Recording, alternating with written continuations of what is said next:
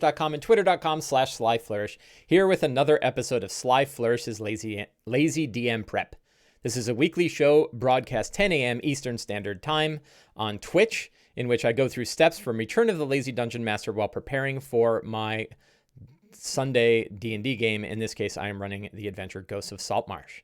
This is the 100th episode of this show. I was just looking back through my old archives and realized this is the 100th episode. So for those of you who have been watching this show all this time, thank you so much for watching. It's always a great pleasure to do this show. I really enjoy it, and I hope you guys are getting some entertainment and some value from it as well.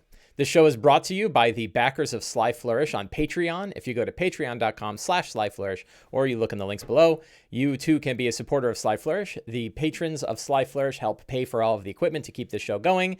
They keep all of the infrastructure of Sly Flourish going. They recently paid for an entire server move, so I could move all of the Sly Flourish website and stuff to other sites. They pay for the bandwidth to host various files and shows and everything like that. They most recently helped fund a newsletter, the official Sly Flourish newsletter. So the Sly Flourish newsletter is a way to get the Sly Flourish articles on the website to your email inbox directly. And every Monday morning, I think it's about 7 or 8 a.m., something like that, you will get a copy of the latest Sly Flourish article directly to your inbox. Everybody can have that, but it's brought to you by the Patreon, the patron backers of Sly Flourish at Patreon. Links for that are below as well. So yeah, 100 episodes we've been doing this. And I was looking back, and it's kind of embarrassing because the older episodes were like me recording off my MacBook Pro with no template, and I didn't have any really good equipment or anything like that. I had some, but I wasn't using it. And so that's kind of embarrassing. And of course, those have the most hits. The videos that I, shot in the worst way. In one I shot on my camera phone, and it had like a blob. It didn't have a blob. The sensor on the phone was borked, and it had a purple blob that moves around in the video, and every comment talks about the purple blob, and yet it has more than 250,000 views. So the one video I have that has easily 10 times more views than any other video on my site is a terribly shot video. But it's kind of cool to look at the more recent episodes of this show. I'm really happy with how they come out. So we have lots of people in here chat. My mom is here. She's the first one to say hello. Hello, Mom. And He's Not Your Problem is here. And Austinadas is here. And Von Corellon is here as well. Yeah, it was a busy last couple of days on the YouTubes. On Friday, Enrique Bertrand, the newbie DM, and I shot the finale of our one-on-one D&D playthrough of Dragon of Icespire Peak. I hope you got a chance to see that. If not, you can find the playlist on my YouTube channel and see all 9 episodes of that show. We shot, I think they're about between an hour and an hour and a half each of us going through all of Dragon of Icespire Peak. That is the adventure that's included in the D&D Essentials kit. So that was a really fun time. And then yesterday, I shot a video going over all of Ruins of the Grendleroot from beginning to end. So it's about a 20-ish minute video that goes through the whole book. So if you're curious about the book Fantastic Adventures, Ruins of the Grendleroot, that's my most recent book. It is a book of 10 short adventures for your D&D games. You can watch that video and see everything about it. So yeah, and then today I'm doing this show. So that's 3 YouTube videos in 3 days.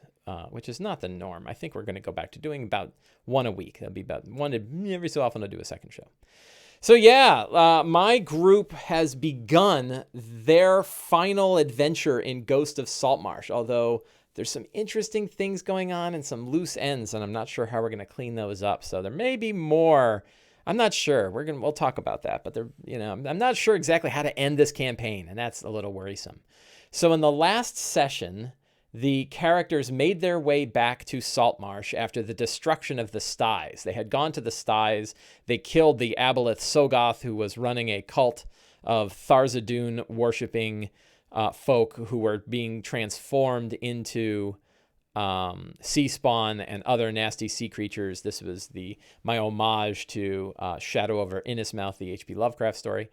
And at the end of it, the Black Whale, the Black Death, showed up, was called by Sogoth, and destroyed all of the Styes, completely destroyed the entire city. And the characters and a bunch of refugees from the Styes made their way back to Saltmarsh. And there in Saltmarsh, what happened? They met with a few folks. I'm trying to remember all the politics that took place in Saltmarsh. And I get my 2 games. So both my games are right at the same spot. My Wednesday game and my Sunday game are both at the same spot. So there was some politics. There was some discussion with the vampire that they have set free, Zolek. And Zolek is completely obsessed with the fact that he has found the Tomb of Horrors underneath his tower, underneath the Xenopus, the Tower of Xenopus. And so he's obsessed about that. The characters keep thinking, like, we're going to have to do something about this Zolek guy. And yeah, so then anyway, they said, well, regardless, we know we're going to have to go to the Endless Nadir. We know that there is a great rift in the bottom of the ocean. It is growing at a tremendous rate. It is going to swallow the ocean and swallow the whole southern line, and perhaps tear open the world and bring Tharizdun, the chain god, from the world below, from his abyssal prison to this world. So the characters know that they're going to have to go there, and they know that they're going to have to deal with this. So the characters got on their boat, the sea ghost, and they started to make their way into the depths using this crystal they had found in a previous adventure. They found it in the Sahuagin lair, the former lizard folk lair. This ancient crystal attached to this ancient, piece of iron, this glyphed piece of iron. They use that to navigate through the storms of the ocean and make their way into essentially a part of the ocean that doesn't appear to even be in this world, right? They sort of transferred across worlds. They look up and the stars aren't the same. The weather isn't the same. The currents aren't the same. The wind isn't the same. They don't know exactly where they are, but this thing is sort of guiding them across the world. And I kind of like this idea that you sort of sail off into the Black Seas, and then next thing you know, you're in a whole different place, right? You're in a whole different world. You don't know when you transferred over, and there isn't like a portal or something. You're just suddenly in a different place. And I think it's sort of a border world between Tharizdun's prison world and our world, the world of Greyhawk, whatever that's called. I'm sure somebody has a name for the world of Greyhawk. So they made their way there, and as they, I don't know if they saw the island yet, but they got hit by a huge storm, and the Black Death, the whale, started slamming on the ship. Tentacles started hitting it, and then they were dealing with that, or Earth. Yeah, he's not your problem says Earth, Oerth, Earth. I suppose it's pronounced Earth, which would make sense. So they were dealing with the Black Death, and then just at the point where they sort of fought off the tentacles. So the Black Death is a warlock whale, right? And they just at the point where they cut away from the Black Death, and the Black Death sort of pushed away. They turn, and there is a huge warship barreling down on them, and that is the Tammeraut. That is the ship being led by Sea Prince Sergal, the resurrected, or the undead pirate captain Sergal, and he's riding in. And one of the characters whirls around and casts control water, and he split the sea. And as he did so, the Tammeraut just crashed down into this huge 100-foot deep cavern of water, right? This just or void, this void of water, essentially splitting the sea. The ship goes slamming in it, and then slamming the sea back down on top of the ship. And that is where the adventure ended, and that is where our adventure begins today. So I have my notes over here, and I have thoughts about some things. When you reach sort of the end of the campaign, it's not bad to, or my opinion, right, my experience, it's not bad to sort of make a checklist of the things you have to do and some of the things you think you'd like to do. And particularly, it's important to do it with character arcs. If there are particular character arcs where the players are really interested in having their character sort of meet a final end, it's worth sending them an email and saying, are there any arcs? You could even send an email to each individual player and say, hey, we're closing in on the end of the adventure. We have probably 2 or 3 sessions left. Are there any particular arcs for your character that you really want tied up? And then they can send you and say, yeah, I would really love if this happened, or I'd really love, this is this thing. And you don't have to do exactly what they say, but it gives you an idea of what their hope is for their character. So I think I'm going to do that. I should do that today. I should remind myself to do that today. I'm going to put that in my to-do list right now. Go and pull out my to-do list and go in here and say send note to players character character arc. I have 2 groups, so I have to send it to 12 different players, and then see what comes back from that. And sometimes they're like, no, I'm cool. Like whatever happens in the story is what happens to my character, and I'm good. Other ones have like, oh, I really love it if some kind of thing happened, and then we can pick a little of that out when we look at the characters during the step 1 of our process, and we're going to do that right now. So we have 6 characters in today's game. We have Mac, and I think everyone's there today, so that's interesting. We have, I think, 2 sessions on, and then I think we're all missing. There's a Sunday where we're all going to be at a game convention, so we're going to be playing something else. So we have Mac, played by Jerry, the Goliath Grave Cleric, smuggler of Monmerg. He has a connection to the Tammeraut and to Sea Prince Sergal. The Blackspire Confederacy was the name of the group that, I think that's the name of the group that Sea Prince Sergal ran. So he has an opportunity now to see some of the people he used to work with that are now undead, and they could be like, hey, man, Death Cleric, you'd be right, come on board, right? You can join us, and we'll be doing some awesome Death Cleric stuff. Blessed Sunspire, played by Juliet, is a human paladin of Procan. The Ink Black Whale ate her parents. That's the Black Death. She threw herself off the drop. It's got a caught her. She now has a Sunblade that is filled with a angelic being known as the Sunspire, but she's also been touched by the Black Death. So she has this, she can hear the Black Death's call in her mind, but also has this blade that says, you and I are going to go through that rift, and we're going to go face Tharizdun together. So there's like a potential character hook. I wonder if she'll be willing to throw herself in that pit. We have Skylar, played by Brian. It's an Aarakocra Storm Cleric. He loves flying. He hates water. His head got ripped off by a Varghul, but he got better. He has a magic shield that he uses to get crazy high perception scores, so nothing gets missed. We have Corvel, played by Joe, a human fighter. He got knocked in the head and now proselytizes the god Zagig. He also has he's a wielder of a powerful weapon called the Tharizdun. It's an ore that's encrusted with a metal that came from Tharizdun's world. And he may be a champion of Tharizdun. Dave, played by Jay, is a Triton monk and fisher. He saved Corvel during a fishing expedition, which Corvel was nearly killed. And his sister, Sulin Whitestorm, was a warlock of the Chain God, but recovered and is now a priestess of Procan. And finally, we have Thurvin, played by Pat, is a half sea elf storm sorcerer. He was enslaved by the Blackspire Confederacy, and thus he is probably known to the people on the Tammeraut. And he met Farron. He hates Zolek, and I think that's part of his arc is dealing with Zolek. So those are the characters. The strong start today. So we're going to skip over part of this. I'm going to go straight into the strong start. And the strong start is pretty good, right? Which is the sundering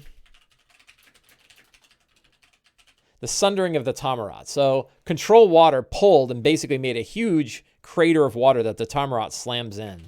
The Tammeraut loses about half its crew as it comes slamming upwards. It's going to kind of smash down, be absorbed. People are going to be flying out of it. And then it's going to be, a character that hates water in a sea campaign. We make fun of him for that quite often, as a matter of fact. We kind of show him the cover of the book. We're like, look at the cover of the book. There's a lot of water on there. So we... so I think the Tammeraut, when you think about what Control Water, I got kind of stuck, and it's kind of handy that we ended where we ended, because I was like, man, Control Water just sunders ships, and you have like a whole idea for a big pirate battle, and next thing you know, they throw Control Water and they just destroy the other ship, and you're like, well, that was quick. So I did a little research on the Reddit, or I did a little research Googling it, and this Reddit post came up, and there was a bunch of people here talking. I'm going to give this an upvote because I think it's a good. Why didn't that work? Why is the upvoting not working? Maybe it's archived. So a couple years ago, there was a thread about what happens with Control Water, and a bunch of people had a lot of thoughts. Some were describing it as the amount of damage it would take by the falling damage. Essentially, it's falling 50 feet. It takes 5d6 damage, which really isn't much for a ship. Other people say, like, if you actually had a 100-foot crater appear in front of a ship and it smashed down to the water, it would just crush the ship. So I think we're going to go somewhere in the middle, and a lot of damage is going to be done to the ship. It's going to smash down, parts of it are going to break apart, and then the ship's going to kind of pop back up again and maybe tilt to the side, and a whole bunch of like undead pirate types are going to come leaping over onto the other ship, and we're going to have a great big ship battle. And I think that'll be fine. And the idea that the Tammeraut actually sinks because of the of what they do, I think that will be fine, because I think it could actually lead into the next couple of scenes. So we have these look like the scenes. So I didn't get rid of the scenes from Liz's current notes, but these are notes from the last 2 weeks ago. So they can kind of help me get my head in the right place. I kind of talk about reviewing notes and whether you should review notes. It doesn't hurt to review notes, but it also doesn't hurt to throw the notes away and start over every time you're running your game, because the world changes. And that lets you, when you throw away your notes from session to session, i.e. the things you had planned, it's good to know what happened in the session. And keeping track of what's happening, and then how do you evolve every adventure based on what happened in the last one, I think is really worthwhile. But kind of looking at what you had planned and trying to bring that forward can make your adventure too rigid. And instead, if you throw everything away and you're starting from scratch every time, you know that your campaign is going to evolve based on the actions that occurred from session to session. So that's part of the reason that I talk about like tossing out like what scenes I had planned. But in this case, I'm going to go ahead and look at them anyway. But I'll come up with the new scenes even before I read that. So, the sinking of the Tammeraut, arrival at the island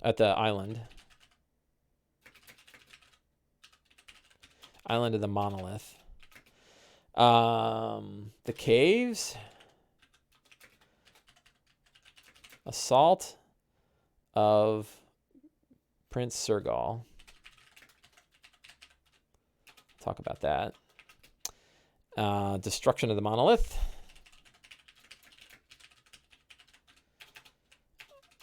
Down into the depths.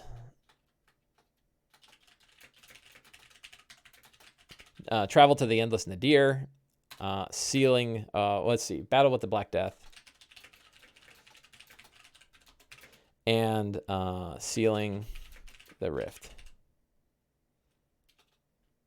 So those are the main scenes. And I think that's pretty much what I have here, right? Destroy the mouth. I have this Terran Rainmaker, which I think is kind of an interesting... We could have that. We'll have that in the caves. I guess I have an NPC that I think would be pretty interesting.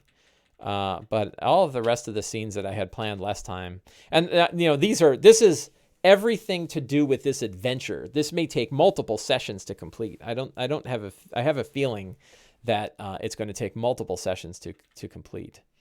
The Lady's Grace. So let's see. I have secrets and clues, and I did a. Give me a second. I can take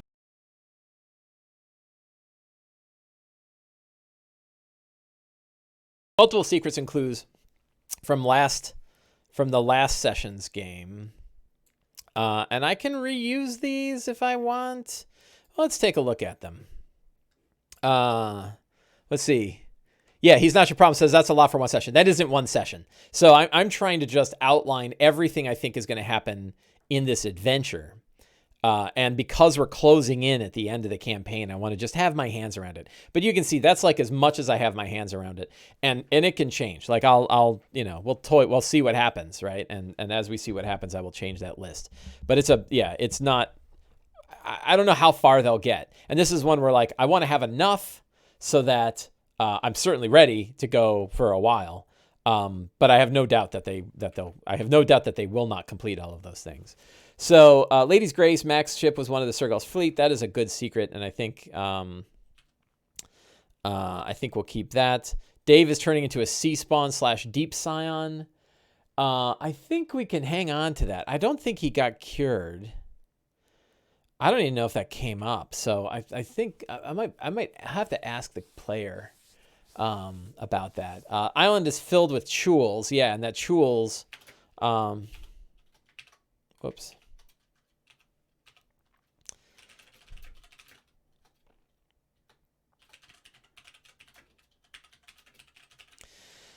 The island is filled with chewels. They came from Tharzadun's prison plane. Destroying the monolith requires a powerful ritual. The monolith is a beacon to bring living creatures to the rift. Yeah. So I'm cheating today. Because we didn't get very far in the last session. So I'm going to cheat and use a lot of these secrets over again. I'm going to save myself a little time because these are pretty good, and I could sit and rewrite them again, but not enough happened in the last session that really requires me to throw all these away and start with new ones. These are pretty much the same. In order to stop the storms, the monolith must be destroyed. Sergal is a resurrected follower of Tharizdun.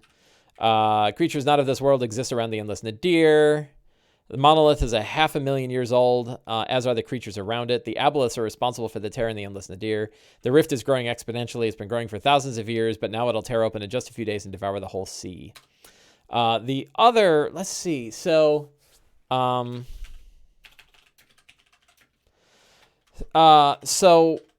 yeah. So those are good secrets. That's 11 secrets, I think, and those are good ones. And I don't think I need to add anything more to them. I think that those all work, and yeah, it's actually going to be a pretty easy session to prepare for today because I had done a little bit of extra prep last time, and because we're starting with this big sea battle, I think that that's gonna work well. So NPCs, these are. Yeah, so I threw in a couple of NPCs last time. You have to forgive me. So last week I didn't have a game, so it's 2 weeks since the last one. And I've run, I was at Winter Fantasy, so I played through like 9 games there. And then I ran 2 games for my home group since, or one game for my home group. So I got a lot of games going on in my head, and it's hard for me to remember exactly everything that happens in these games, which is why it's good to take notes. So we have Inigo, an aboleth of a pod that went against Sogoth. So I think that'll be a fun NPC to show up down below. And then we have Terran Rainmaster. Terran Rainmaster is a crazy wizard who has an apparatus of Qualish and explores the island of the monolith, right? He's been twisted by the call of Tharizdun, but he's just nuts. He's not evil. And I think he lives in caves. So those are really the NPCs. Oh, so do we have any other NPCs? Could we have some pirates maybe? Is there like undead pirates? I think I'm going to run these. I think that like we could have some undead pirates. These would be people who know Mac, know the people that dealt with the Lady's Grace. And, you know, I think we'll just run those as is. I think I'll grab some random names. I guess I could I got time. Why don't we look at some random names now? So... yeah, so these are drowned pirates, but they're still sort of conscious, right? They're just undead. But it might be fun to kind of introduce a couple of them. So let's go to my names. Cashel Tall Glacier. That's a good one. Look, right off the bat. You get some good...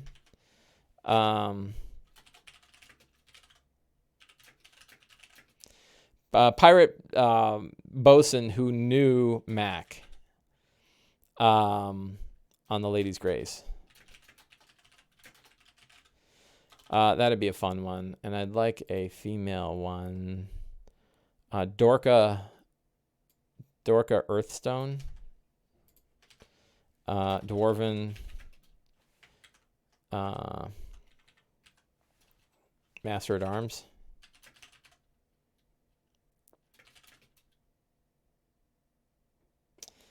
Dwarven Master of Arms for Sergal. So there's a couple, and these could be sort of fun people for them to face. You know, I think it'd be a cool opportunity to sort of name all the pirates as they sort of hit the deck of the ship and they climb up. So I think that could be pretty cool. As far as like the people of the Styes, I think we don't have to worry too much about them, because we're not going back to the Styes anytime soon. So we don't worry about that. We have a council member. I have so many NPCs that I'm keeping track of here. So yeah. So those are the NPCs that we're gonna worry about. So are we following the steps here? We've got our strong start. We've got our characters. We talked about those.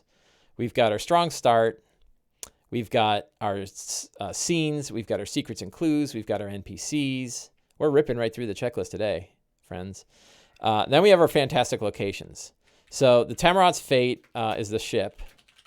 And I have a piezo flip mat that I'm using for this.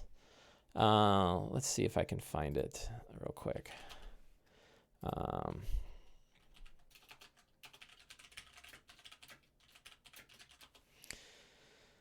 There was one of ships that were, is it a pirate ship? Is this the one? There was one of these flip mats. This is terrible. Let's Google it.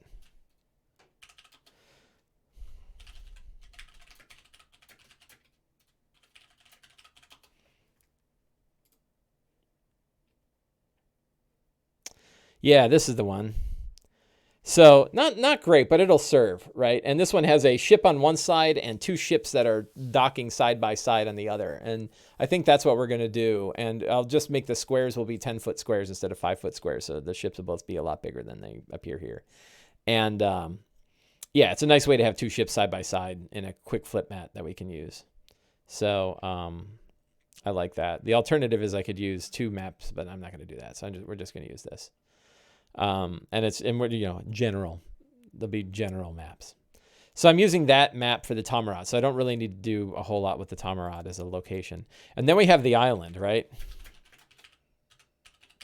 And the key features of the island is that it's crescent shaped with a huge deep bay. The bay is what leads down to the endless nadir, many, many leagues below. Volcanic spires, right? And these are like large spires that kind of twist up into the sky, and they're volcanic black stone with holes. They're sort of porous. And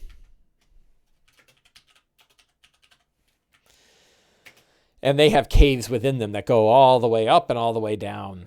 And then we have the monolith on the hill. And maybe it's surrounded by bone, right?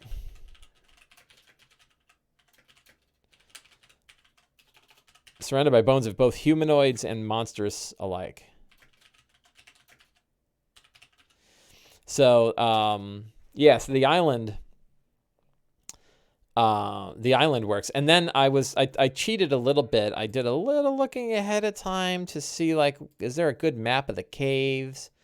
And I found another wonderful Dyson map of some sort of three-dimensional caves that could exist inside of one of the volcanic areas. And I'm not going to have like beds and all this stuff, but I'm going to have like these stars or holes or tears that go out so that, they can go into it. They can go into different ways. And this might be submerged rather than going up. This one actually goes way down deep. And this is where the apparatus of Qualish is.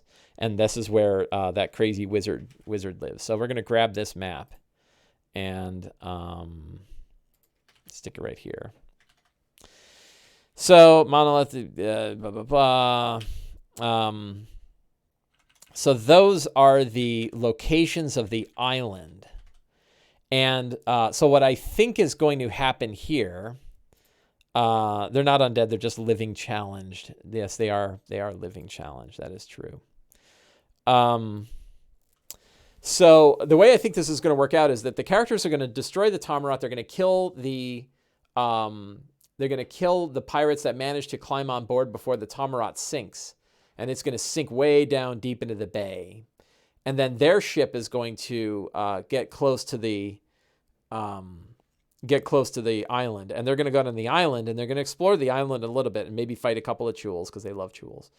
And then they're going to look, and a single zombie pirate is going to climb up on, crawl its way out of the muck, smiling, and rushes and attacks, and they kill that one, and then two more come and they attack, and then all of a sudden dozens and dozens and dozens, and it's going to be the whole fleet, and they're going to be standing there, and they can retreat to the caves and try to fight their way off at the caves.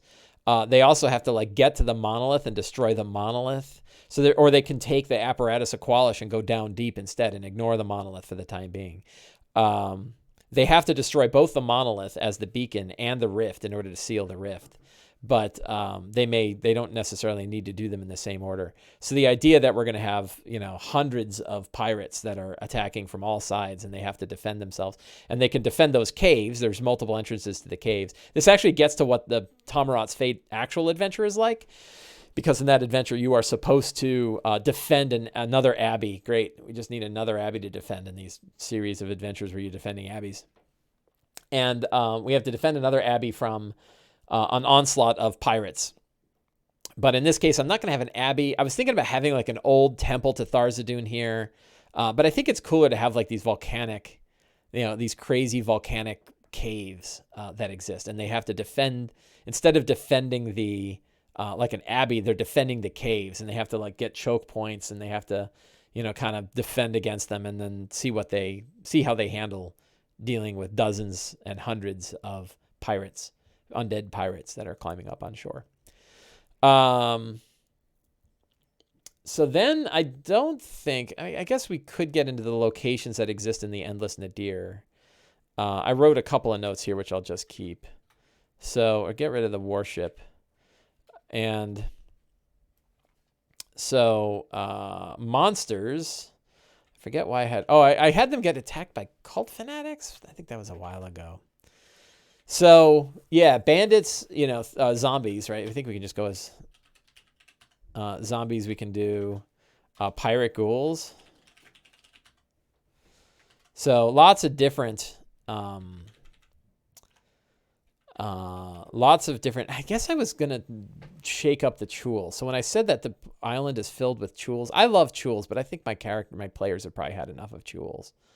Because they're annoying with their gripping and their paralyzing and all that. They're kind of an annoying creature to fight. I think they're really great. They're really powerful, and I dig them. One of these secrets had chuls in it. Maybe not. But Star Spawn from Mordenkainen's. I think the Star Spawn will be great otherworldly creatures. Let's take a quick look.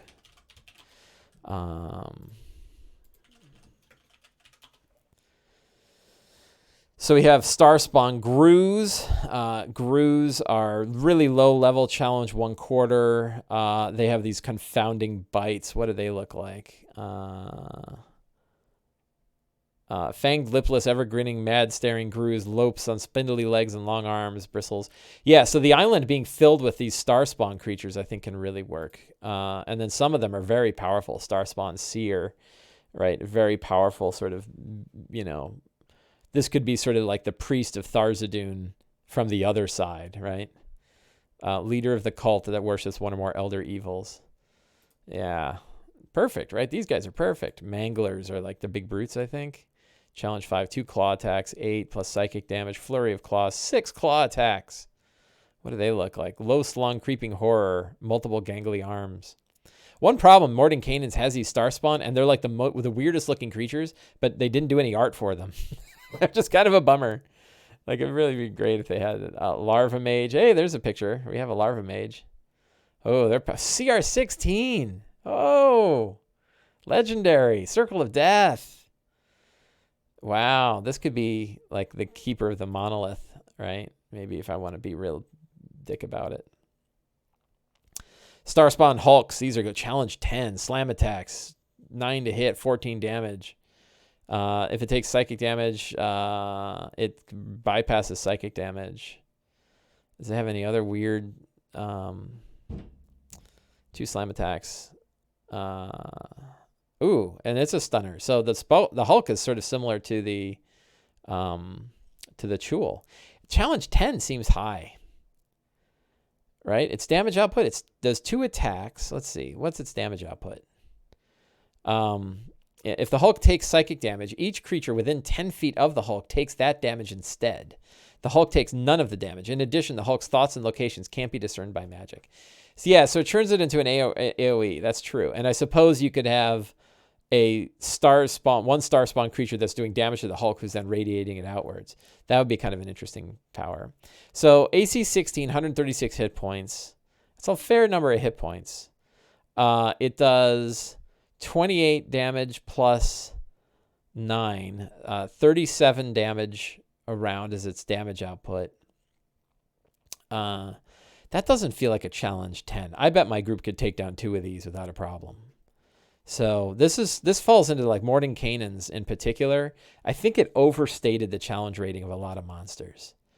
Austin Nandez asks, what level are your PCs? The PCs are level 8.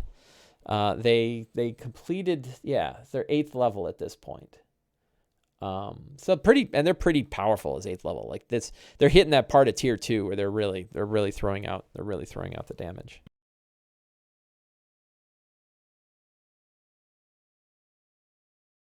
He's not your problem. Says it made too many monsters rely upon claw attacks. I guess, I don't know. I don't mind claw attacks, but I'm lazy. The joke of this creature is if you make 2 of them and they attack each other. Oh yeah, does that work? Is it a chain reaction? Yeah, that they're continually, because it's not an action, right? For infinite damage. Yeah, so it is like aiming 2 mirrors at each other. It's like if the Hulk takes psychic damage, each creature within 10 feet of the Hulk takes that damage instead. The Hulk then takes none of that damage. In addition, the Hulk's thoughts and locations, so you know, this radiating. That's pretty awesome. You know, that would be pretty cool. I need to drink more of my coffee. My coffee is really good, and we got a whole cup just sitting here. Yeah, so I think we're going to bring the Star Song. That means I need to bring my Mordenkainen's book with me. My book bag is going to get big because that's going to be my 5th book that I'm bringing along. That's pretty crazy. So that'll be fun for that. So I guess, okay, so there's a couple other things I want to dig into.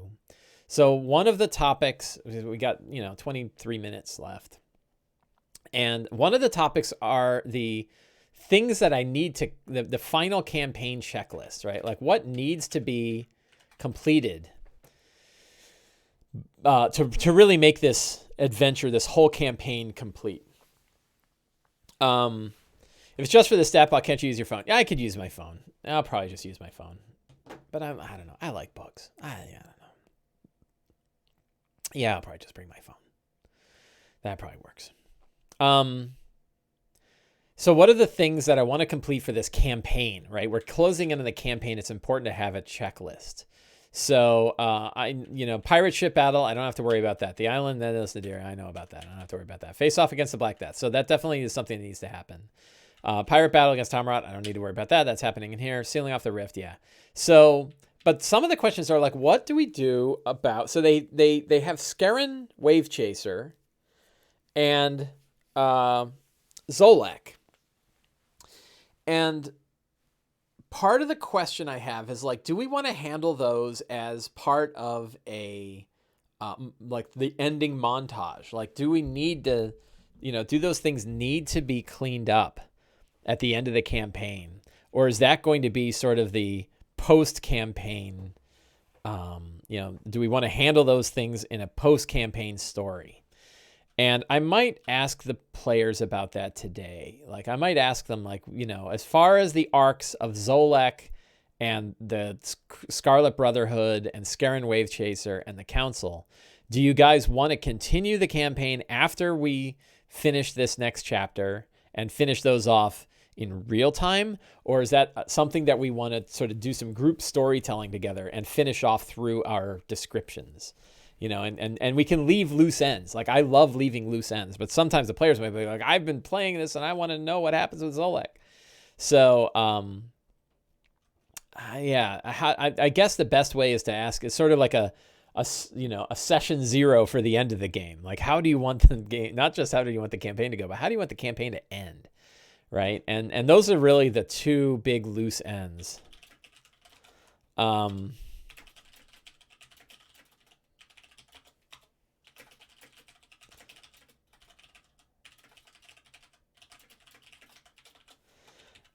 As far as I can tell, those are really the big loose ends. The Session Omega, yeah. That's an interesting idea, the Session Omega. So, I don't know. I guess I'm going to talk to the players about it. And if I talk about it now while we're in the middle of this craziness, that might be better than if I like wait till the end and then say, okay, do you want to handle this in real time or do you want to handle the other thing? But I think there's like a lot of options. Like, Scarran Wave Chaser could go to Thurvin and say, hey, I will help you defeat Zolek, but you need to become a member of the Scarlet Brotherhood, right? And then we could have that. And I think like it's very possible that Bleth is going to throw herself in the rift and disappear forever. And she'll be on the, on the side for Tharizdun. So, that could be really cool. I don't know.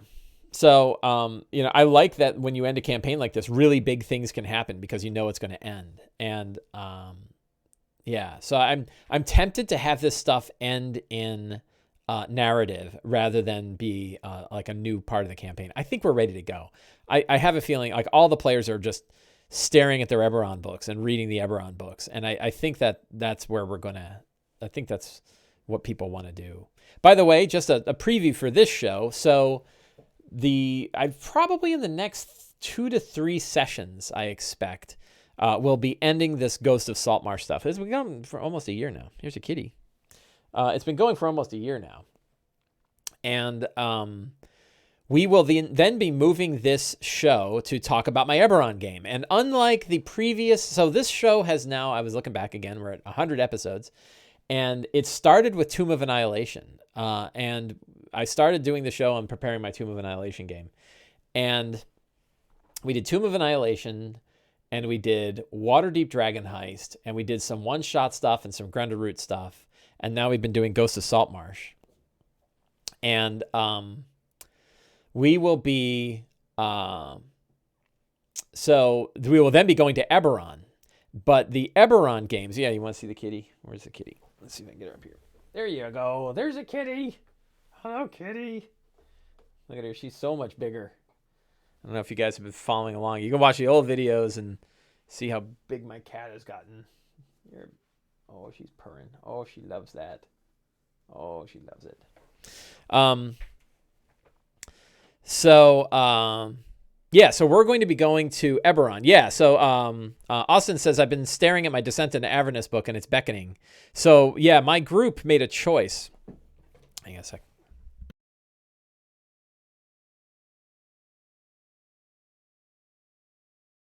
So my group made a choice to do Eberron instead of Avernus. So I don't think I'm going to be getting to Avernus anytime soon.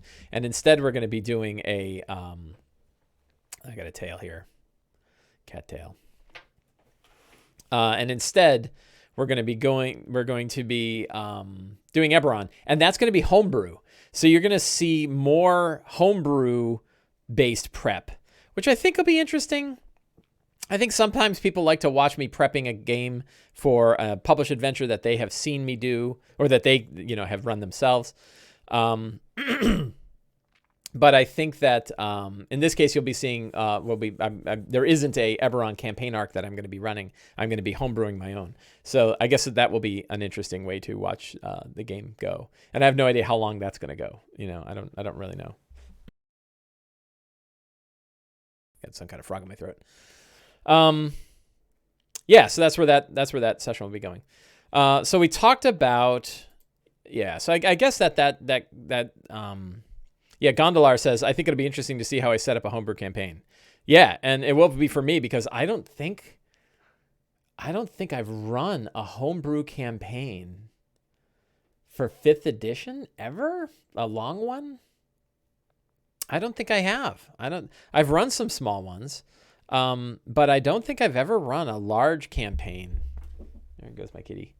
I don't think I've ever run a large homebrew campaign in 5th edition. So that'll be interesting. It'll be, and we'll watch as all the steps from Return to the Lazy Dungeon Master crash and burn, because it turns out it doesn't work for homebrew campaigns. I don't think that's true. But it does make me nervous. I'm nervous in a few areas. This is going to be a challenge because I'm not a huge Eberron expert. For one, I'm going to be counting on, there's the kitty again. I'm going to be counting on, the core book a lot to come up with the ideas, and I'm going to have to sort of outline it out, and so that's going to be interesting. And I don't know, is this a 12th level campaign? Is it a 5th level campaign? Like, how far does it go? So, yeah, it'll be, we'll watch it together. Hello, kitty. Great big cat. What else? So I suppose, let's see. He's Not Your Problem says, Return to the Lazy Dungeon Master works really well with homebrew. It helps prevent you from creating too much content. Yeah, and that's what I'm trying to do is like, I have these ideas, right? I got all the same problems we always have, which is like, oh, I've got big ideas and I need to write out like a huge campaign Bible. And it's like, nah, I got like one idea. And then just worry about the event, worry about session 0. I think we might do like 2 session 0s. I think we're going to do one where we're really going to decide like who the main the main group patron is going to be, and then from that we can kind of get into the characters. So I don't know. Our session 0 is going to be different, and I'll be talking about doing session 0 prep on this show for that. My session 0 videos do particularly well. I think, yeah, people are looking for more material on how to do a session 0. Maybe I'll do another video on that. Okay. Anyway, so that's where this show will be going in probably a month. Let's say probably about a month is when we will start all that.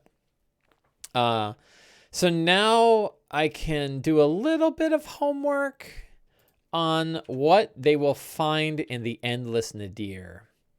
So you could do worse. Kitty, I'm busy. I'm very busy, Kitty. Come on over here. Go back up on your perch. There you go. Hang on up there. She typed on my keyboard. So I guess we could do worse than to take a look at Dyson maps. I forget who I was talking to, but it's like Dyson is he's a treasure, man. They're a treasure. And just having access to so much material, and particularly maps, like, I think, did I say it on this show? Like, you don't ever need to make another map. Right? Like, if you ever need a homebrew map, it's sort of like handcrafting your own miniatures. Like, you could probably find a miniature that's close enough to what you're looking for to work, and then, paint it how you want to paint it. So what I'm I don't even know what I'm looking for here. I guess we should, before we start digging into like maps, we should think about what the Endless Nadir is overall. So the Endless Nadir was originally an abolithic ruin, right? Oh, that's right. And I was going to take it from something I can cannibalize pretty easily is, let's see if I can pull it up here. Open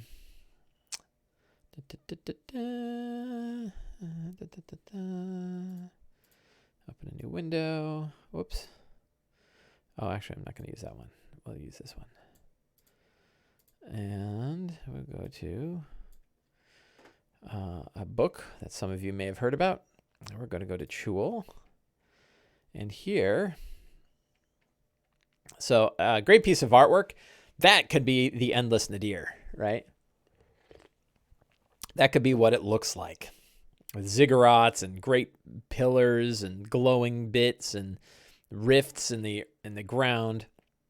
And I think we could take this map, right? And I can kind of use this map. The map doesn't have too many spots on it, I don't think.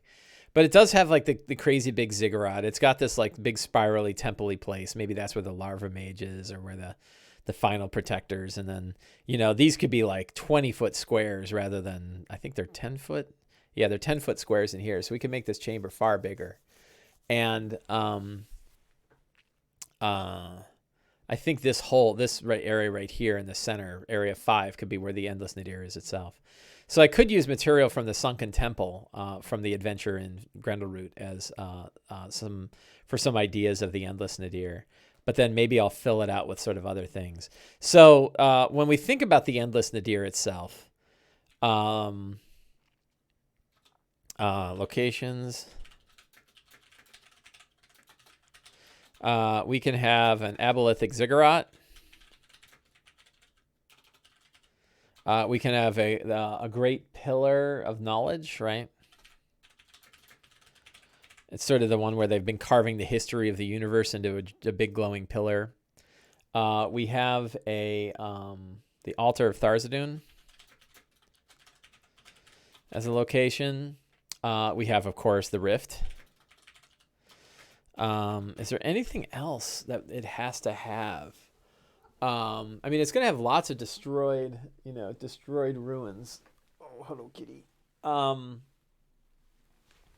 It's going to have lots of destroyed ruins, ruins of the city.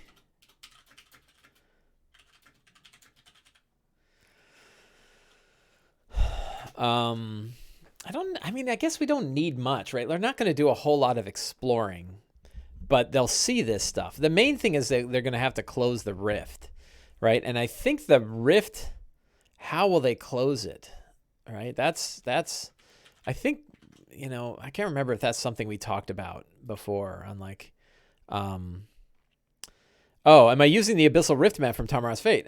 I guess I could actually use the book that I'm running the adventure from, huh? You think? Let's take a look instead of using my own, instead of homebrew and everything. So if we go to Tammeraut's Fate, let's take a look. It's got a couple of maps, right? So there's the island. You'll notice, of course, I'm calling it Tammeraut's Fate. This isn't Tammeraut's Fate. I'm not running Tammeraut's Fate at all. I'm running my own thing here. I'm running my own conclusion. That's sort of based on little hooks, little bits of knowledge that are in these final adventures. But I'm not running the adventure itself. And really so here's the bit. Yeah, so I'm not really using this because it's really just the ship. So I guess you could have the Tammeraut, the wreckage of the Tammeraut could be down there.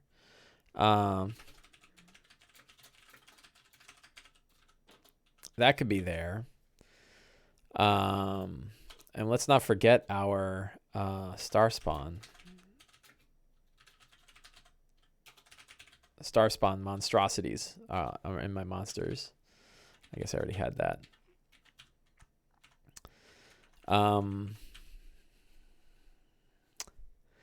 There's also maps at the end of let's see if we go to Beyond Sources, Adventures, goes to Saltmarsh. Let's just take a look at some of the maps, mysterious underwater locations.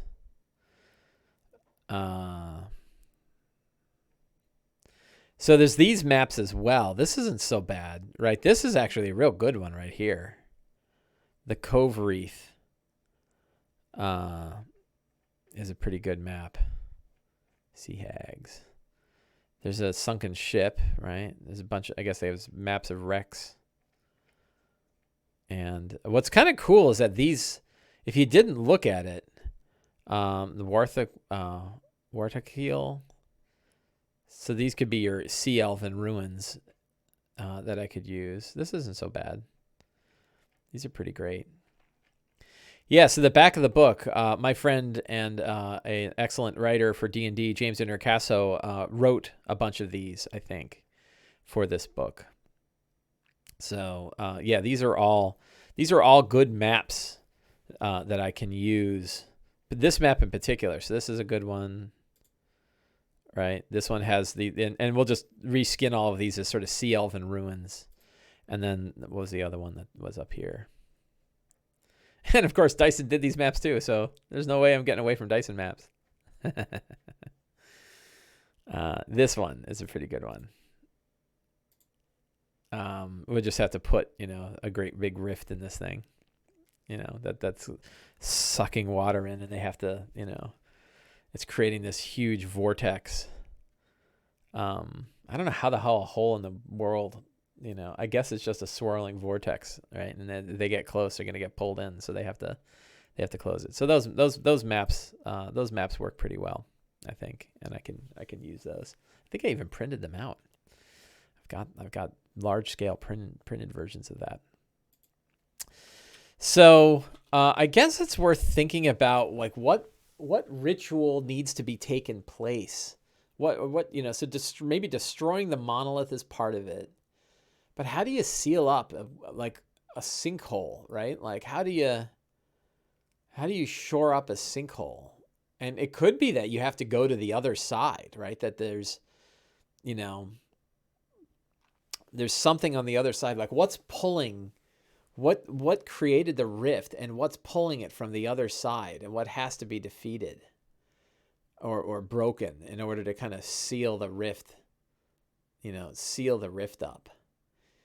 So let's pretend you had two planets and there was a hole in the ocean of one planet that led to the ocean of another planet. What would it take to seal that thing up?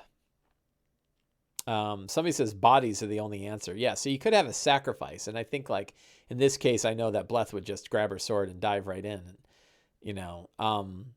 It could be like a cord. There's some kind of like a huge astral chain. Oh, chain, right? So you have chain gods.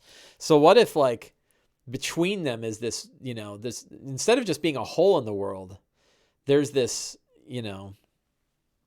there's a chain that's connecting them, right? There's this huge sort of partially ethereal chain pulling between this rift. And if the chain is severed, the worlds will snap back apart again. Could you have some celestial artifact that would counter the power of Tharizdun? I don't know. I mean, I think like having the characters use the powers that they have. But since you have the chained god, the idea of like a chain, like, maybe when they put their eyes on it, what they see is a chain, right? And that there's these, it's like an astral, almost like an astral cord, right? And the idea is like human minds, mortal minds can't even understand what it is, but their brain is implanting a chain over it because it's the closest metaphor their brain can do. So yeah, the astral protection silver cord, but on a planetary scale. Yeah, exactly right. And they have to sever the chain. And when they sever the chain, that snaps the worlds apart and the rifts will seal up. Like they'll just, material will just fill them in from the bottom and close the rifts on both sides. But maybe the chain has to be cut on both sides, right? I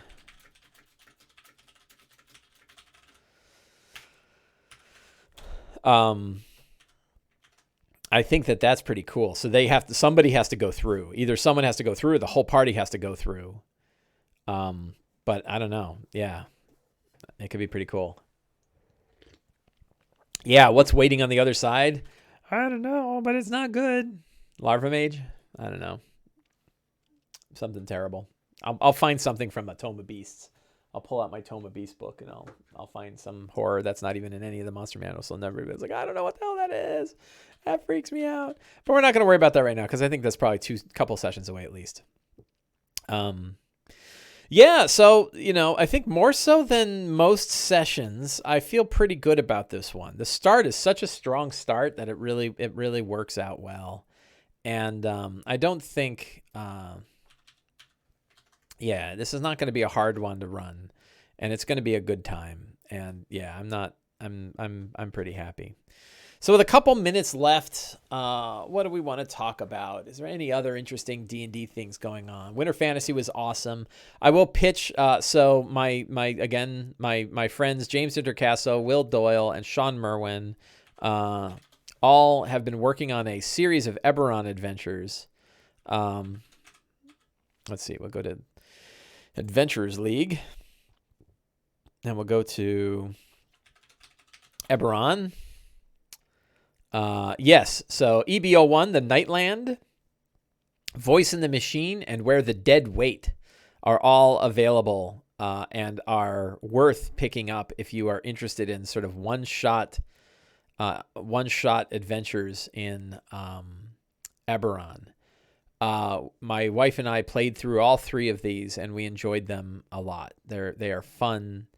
They are fun adventures, and we really had a good time. So they're all set on the Mournland as sort of a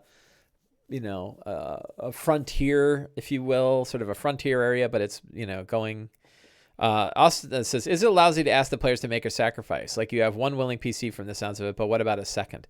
I don't know. And maybe, I don't think I'm going to say it has to be a sacrifice, but it might be. And if the player drives it towards a sacrifice, well, then they drive it that way. But if they say like, no, we want to figure another way out. Maybe there's like the poltergeist way of we're going to tie a rope to somebody and they're going to go in the rift and then they cut the chain and then we pull them and maybe we are able to pull them back into this world, or there'll be some kind of, way of doing it. I think offering the potential for a sacrifice, but if the characters are crafty, I'm setting up the situation. I'm not forcing a sacrifice. So in my case, I'm saying there is a huge, crazy planar chain that is connecting Earth to the abyss. And the chain is it's drawing these worlds closer until they're going to collide and open up, and it's going to be really terrible. And you have to cut the chain, but you have to cut both sides of it. You have to cut the one in this world and you have to cut the one in that world. And that's the situation. And there's terrible things on that other side. We don't even know what's over there. But we know what's over here, and it's really bad, so imagine what the hell's over there. And now the players have to say, okay, well, how are we going to get to the other side of a plane, another world, and cut that chain, and then make our way back here? So I meant in general, DM, like saying one of you needs to give your body. Yeah, so I don't think, I would not be the kind of DM that would say you have to do that. I would say the answer is you put the situation in there. And if they come up with a crazy Kobayashi Maru way of dealing with it, where they, you're supposed to make a sacrifice, but you don't, you go with it, right? If they're smart, they find a way. And I'm perfectly fine with that. I've seen many times where I offered what I thought was going to be a sacrificial position, and they didn't take it. And one of them was when I was running Grendleroot. I was running, and I did it on this show, where I ran the White Queen, Vault of the White Queen, and they killed her guardian. And she said, I need a new guardian. One of you has to do it. And they're like, no. And they said, how about this pig?